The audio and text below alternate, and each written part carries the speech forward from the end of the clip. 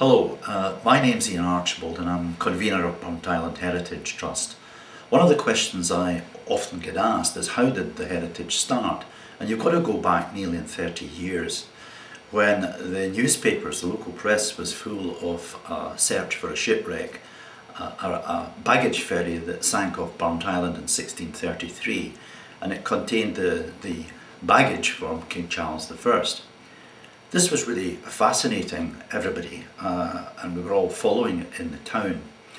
And I put it to the chair of the community council that perhaps we should be thinking about putting a project together or a team together. And this came about as a result of a meeting in one of our halls.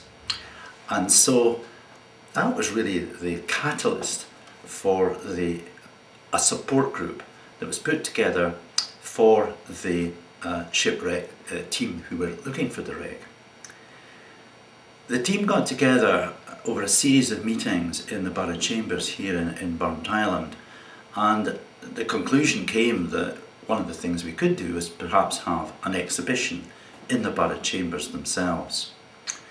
So, thanks to the work of the Community Council and Alec MacDonald, we managed to put a project together and get some financing and resourcing from the Scottish Development Agency.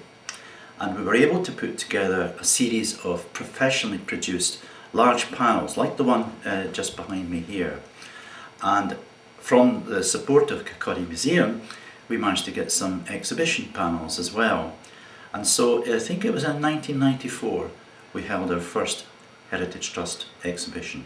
And we were able to get the use of the borough chambers to set everything up. Not only that, but we had sufficient resources to be able to employ somebody part-time, and with the aid of all our volunteers, we were able to be open 7 days a week. We were able to get leaflets produced as well, in fact 30,000 of these leaflets, and here is the very first one that was produced for our first exhibition in 1994.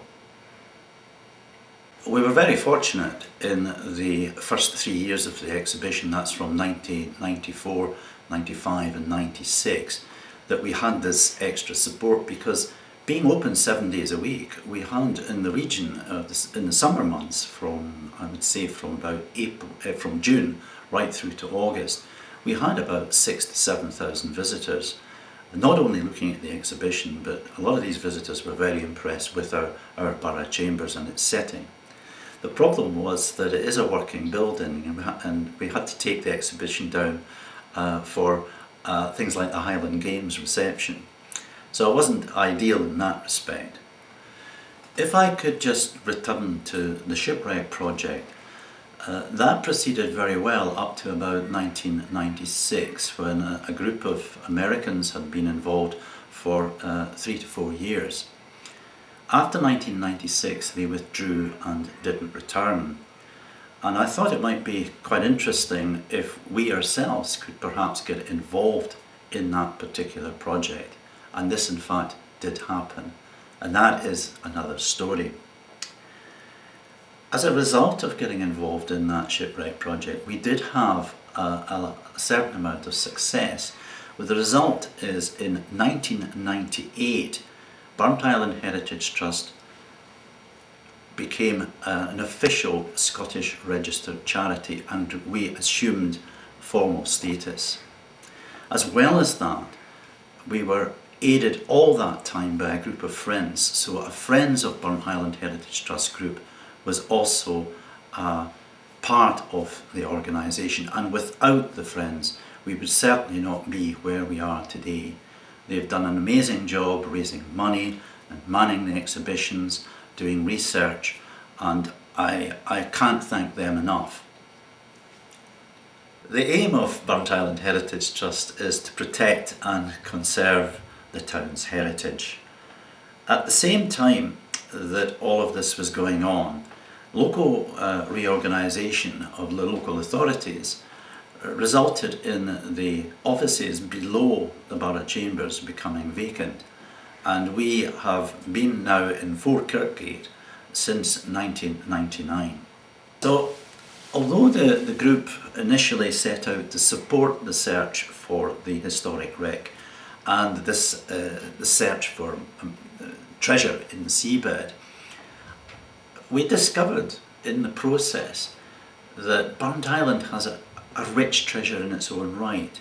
It has a fascinating social history, as well as being an industrial heritage as well. So our exhibitions took on a different take from the historic shipwreck search towards the beginning of 2000. And since 1994 we have produced, with changing themes, in the region of 26 separate exhibitions covering a whole range of topics. The exhibitions, certainly in recent years, have been supported by grants from the local authorities. But that's another question that we get asked often, as how we are able to survive and how we raise our funds.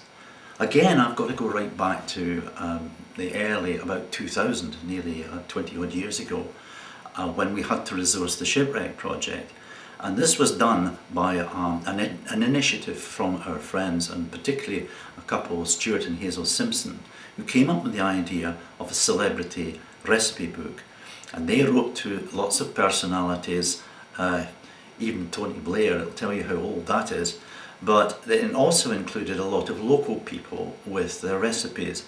And that book was a great success, and we raised several thousands of pounds from that publication.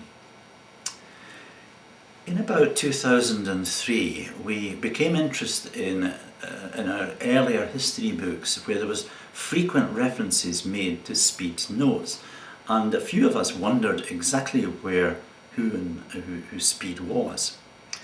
Now, he actually was a former provost, and the end of that, when we researched this a little bit further, we discovered that these notes were actually held by Andrew Dowsey at the Fife Archives, and myself, along with another trustee, Helen Mabin, went to the Fife archivist, and sure enough, there were the notes written in fine copperplate writing, and Helen offered to transcribe them. Another trustee, Ian Somerville, who had been developing a website for the town, became involved as well, and Ian offered to write a book around the Speed's notes, and we applied for a grant to the Burntisland Development Trust to see if we could raise sufficient funds to publish this book. So Ian set about writing the book around the Speed's notes, and it was called Burntisland Port of Grace, and it was eventually published in 2004 and 2005. And we were very fortunate in as much we were able to hold on to the revenues from that book, and that gave us a firm footing to move forward onto other publications. Ian did a book, and his second book was Burntisland, a social history. Sorry, it wasn't his second book. His second book was Burntisland Voices. We did an oral history project following on from Port of Grace, and then finally Ian produced Burntisland, a social history. So we got involved in other projects as well. After these book publications, we became aware of other areas where we could improve the visitor experience to Burntisland with interpretation panels. We already had a large panel that had been produced by the Burntisland 2020 group, and we duplicated this at the station and also at the links. But prior to that, we looked into putting into plaques. We were approached by the Scottish Arsenal supporters team to put up a plaque for David Danskin, who had been born just up the road from where we are based. Also William Bald, a cartographer, where we put a bronze plaque down by the bridge at the bottom of the High Street. But this spurred us on to do something a little bit more ambitious. Bronze plaques at the entrance of the links and also halfway down the High Street, one looking at kings, queens and Oliver Cromwell, and the other Burntisland's people. So these are now been in situ for several years and are much admired by visitors to the town. I often see people standing and smiling when they read that Pitcairn Island was first spotted by a boy who was born in Burntisland, Pitcairn Island. And there's a whole host of other people on that panel. The other project, which I think has been another very successful project, and it was our largest to date, it was the restoration of the Kirkton Church. This church and churchyard had been empty for and unavailable to the townspeople for up to 50 years. The gates were locked. It was shrouded in ivy and really had become quite unsightly. So we took that on board as a restoration project. It was our most ambitious one to date, but we went into partnership with Burntisland Community Council and Fife Council as well, and it was a very successful project. The church is now open again, the churchyard is open again, there are interpretation panels in there as well, and it makes us feel quite proud that we were able to achieve this. So these have been some of the projects that we've been directly involved in up to date.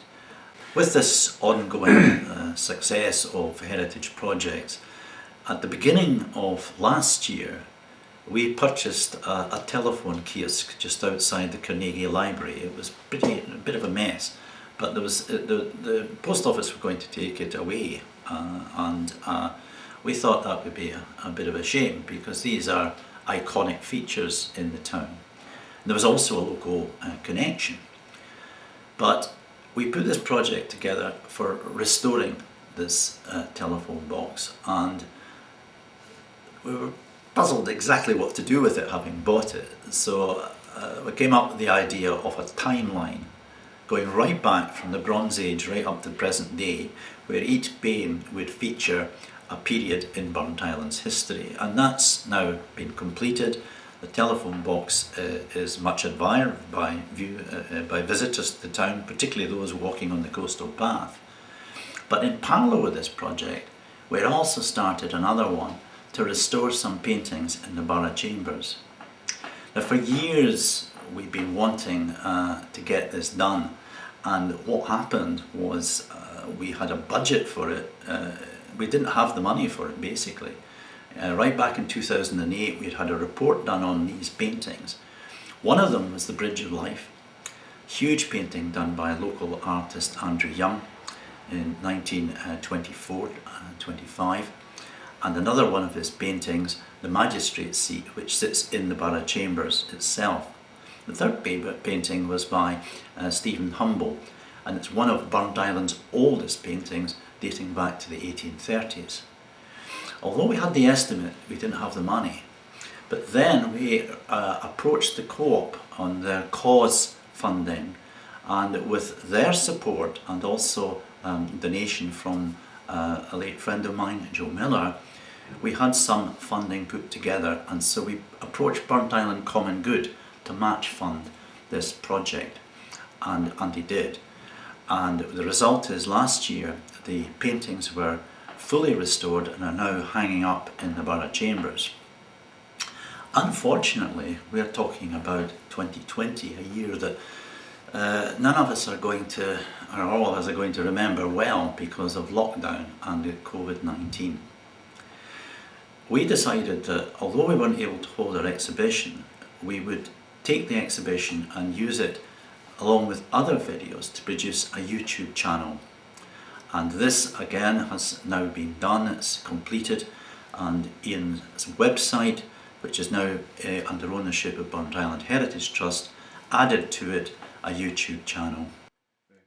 We're now up to 2021, and right at the very beginning of the year it came to our attention that there was a painting coming up for auction.